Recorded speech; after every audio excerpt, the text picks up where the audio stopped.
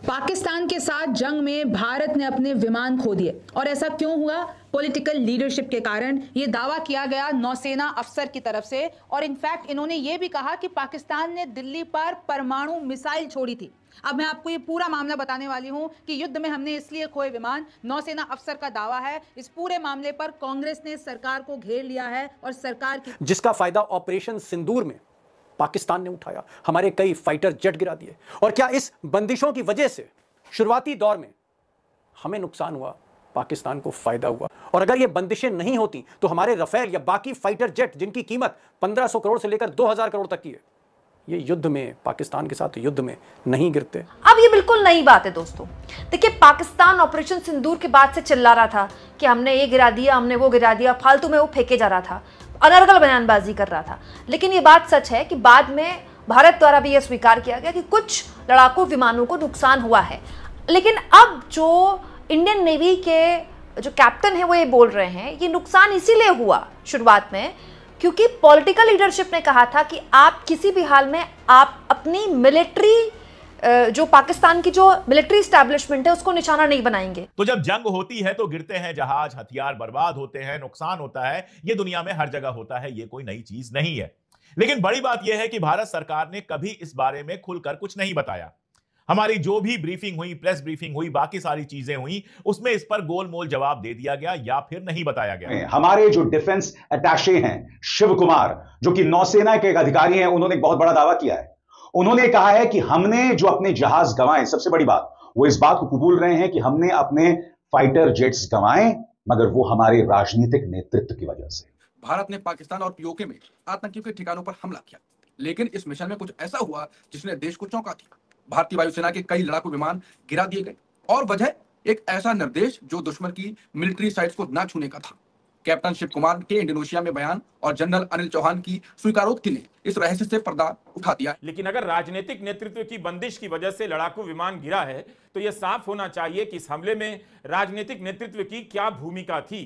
क्या इसीलिए विमानों की संख्या नहीं बताई जा रही है क्योंकि राजनीतिक नेतृत्व की बात होने लग जाएगी? क्या इसलिए भी विमानों की संख्या की बात नहीं हो रही है ताकि इस पर ज्यादा बात ना हो? अगर बात होने लग जाएगी, रणनीति पर आएगी और इस विषय के जानकार वायुसेना और राजनीतिक नेतृत्व के फैसले को भी ठीक से झांक कर देखने लग जाएंगे।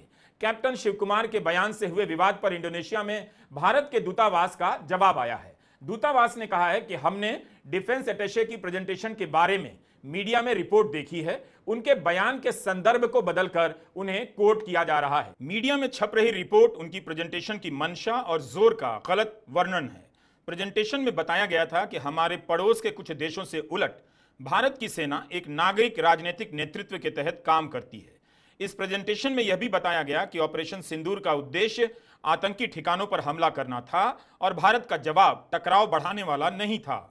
लेकिन जब खंडन जारी किया गया या सफाई जारी की गई तो इस पर क्यों नहीं कहा गया कि कैप्टन शिव कुमार ने राजनीतिक नेतृत्व की बंदिशों की बात की है? उन्होंने बाकी क्या कहा उससे कहीं ज्यादा महत्वपूर्ण यह बात है, इसे केवल आप संदर्भ के नाम पर खारिज नहीं कर सकते। और उन्होंने कैसे इंडोनेशिया में ये बयान दिया, मुस्लिम मुल्क में जाकर क्यों बोले कि पाकिस्तान ने दिल्ली पर परमाणु मिसाइल छोड़ी थी। तीसरा देखिए कैसे कांग्रेस ने सरकार को इन दावों पर लपेट लिया है। मैं आपको वो सारे आरोप दिखाने वाली हूं। चौथा है नौसेना अफसर के बयानों के बाद भारत सरकार की इस पे सफाई क्या आई है। और पांचवा है कि आखिरकार कप्तान शिव कुमार कौन है ये नेवी अफसर जिन्होंने खुलासा किया है और कैसे जो सीडीएस हैं वो भी ऐसा ही दावा, जेट्स गिरने का दावा पहले। जी हाँ दोस्तों, जैसा कि आपने इस वीडियो को मुलाहिजा किया है, जो मुकम्मल वीडियो हम आपके साथ शेयर करने वाले हैं। दोस्तों, भारतीय अफसर के इस बयान के बाद भारत में कोहराम सा मच चुका है। भारतीय अफसर ने ये इतराफ़ किया है कि पाकिस्तान ने भारत में घुसकर भारत के फाइटर जेट गिराए हैं और दिल्ली में मिसाइल गिराकर पाकिस्तान ने भारत का अरबों खरबों का नुकसान किया है। दोस्तों, भारतीय अफसर के इस बयान के बाद पूरे भारत में कोहराम सा मच चुका है। भारतीय मीडिया का इस पर क्या रद्द-ए-अमल है, ये मुकम्मल वीडियो हम आपके साथ शेयर करने वाले हैं। इससे पहले आपसे एक छोटी सी रिक्वेस्ट है कि अगर अभी तक आपने हमारे चैनल को सब्सक्राइब नहीं किया तो प्लीज़ जल्दी से हमारे चैनल को ज़रूर सब्सक्राइब कर लीजिएगा। आइए चलते हैं इस बकिया वीडियो की जानिब। भी कर चुके हैं। भारत के कितने फाइटर जेट्स को नुकसान हुआ, इसका ठीक जवाब अब तक भारत को नहीं दिया गया है। लेकिन अब जो जानकारी निकल कर आ रही है वो साफ तौर पर इशारा कर रही है कि वो जो शुरुआती तौर में हमारे जेट्स को नुकसान हुआ, हमारे फाइटर जेट्स को नुकसान हुआ, दरअसल वो मोदी सरकार की वजह से हुआ। हो सकता है इस वजह से ये बात बोली गई हो, मैं ये नहीं कह रही सरकार की नीयत गलत है, लेकिन इंडियन नेवी के कैप्टन ये बताते हैं कि क्योंकि पॉलिटिकल लीडरशिप ने ये बोला था कि आपको मिलिट्री एस्टैब्लिशमेंट को निशाना नहीं बनाना है, इसीलिए इस तरह का नुकसान भारत को झेलना पड़ा। क्योंकि इस तरह के हाथ वहां की मिलिट्री ने नहीं बांधे ना, अपने वहां की मिलिट्री ने, वहां की एयरफोर्स ने अपने लोगों के हाथ नहीं बांधे, इसीलिए उन्होंने वो किया। एक तरफ मोदी जी कह रहे हैं कि खुली छूट सेना को दे रखी थी, और दूसरी तरफ सेना के आला अफसर, नौसेना के आला अफसर जो विदेश में इंडोनेशिया में एक बहुत इंपॉर्टेंट प्रेजेंटेशन दे रहे हैं ऑपरेशन सिंदूर पर, वो कह रहे हैं कि हमारे एक भी जहाज नहीं गिरते अगर पॉलिटिकल रिस्ट्रेंट नहीं होते, यानी पाबंदियां नहीं होती पॉलिटिकल लीडरशिप की वजह से, तो एक भी जहाज हमारा नहीं गिरता। सुनिए पहले। दूतावास की तरफ से जो सफाई आई है वो अलग ही बात कर रही है। यहां बात हो रही है लड़ाकू विमानों के गिरने की, कितने विमान गिरे और राजनीतिक नेतृत्व की बंदिश के कारण कितने गिरे। अगर बंदिश नहीं होती तो क्या विमान नहीं गिरता, या वायुसेना का प्रदर्शन तब क्या होता। राजनीतिक नेतृत्व की बंदिश की बात हो रही है, जबकि पूरे देश को यही बताया गया कि मोदी सरकार ने सेना को खुली छूट दे रखी है। पूरा विपक्ष सरकार के साथ था जो कि फैसला लेना है लीजिए, तो फिर बंदिश की बात कहां से आ गई, जबकि खुद प्रधानमंत्री मोदी सार्वजनिक मंच से कह चुके हैं कि उन्होंने सेना को हमला करने की खुली छूट दी थी, मान के चल रही थी। और यही बात निकल के आती है कैप्टन शिव कुमार के बयान से कि शुरुआती दौर में उनको यह इजाजत नहीं दी गई कि उनके मिलिट्री ठिकानों पर हमला करें। इसका नुकसान क्या हुआ? ये पाकिस्तान को लेकर भारत सरकार की जबरदस्त नासमझी थी। ये बात आप कह सकते हैं मिसअंडरस्टैंडिंग नहीं, नासमझी थी। ये वो अंदाजा ही नहीं लगा पाए कि पाकिस्तान क्या कर सकता है।